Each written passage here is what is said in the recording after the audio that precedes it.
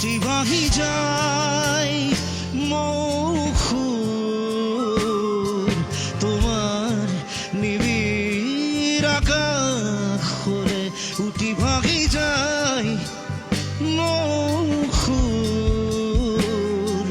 তোমার নিবিড় আকাশ হলে সপোন ৰাতি অকল সৰে সপোন ৰাতি অকল সৰে অন্য কথা নাই। জুবিন গাৰ্গ হৈছে আমাৰ হিয়াৰ আমঠু, এজন ইণ্টাৰনেশ্যনেল লেভেলৰ হৈ গৈছে এতিয়া বৰ্তমান প্ৰেক্ষাপটত অসমৰ হিয়াৰ আমঠু। আৰু সেই হিয়াৰ আমঠুজনক জাতি বৰ্ণ ধৰ্ম নিৰ্বিশেষে তেওঁক সদায় স্মৰণ কৰে।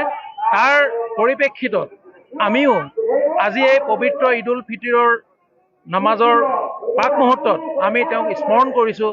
তেখেতৰ ৰুহৰ মগফিৰাত যাতে ৰুহৰ বেহেচ নচিব হয়, তাৰ কাৰণে আমি আজি ঈদগাহত আমাৰ ইমামসকলক আমি অনুগ্ৰহ কৰিছোঁ যে তেওঁৰ ৰুহৰ মগফিৰাত যাতে বৈকুণ্ঠত স্থান পায়, তাৰ কাৰণে আমি দোৱা কৰিবৰ কাৰণে আহ্বান জনাইছোঁ। আমি হাতীকুক ঈদগাহ ময়দানে এই এটা পদক্ষেপ লৈছোঁ। বিচাৰাধীন হৈ আছে, যেতিয়া বিচাৰাধীন হৈ আছে আৰু সকলোৰে সন্দেহৰ আঙুলি তেওঁলোকৰ ওপৰতে টুৱাই আছে, গতিকে আমিও সেই দিশেৰে ভাবিছোঁ যে তেওঁলোকৰ এটা ভুল পদক্ষেপৰ বাবে আজি আমাৰ এই প্ৰাণৰ শিল্পীজনে অকালতে প্ৰাণ বিসৰ্জন দিবলগীয়া হ'ল।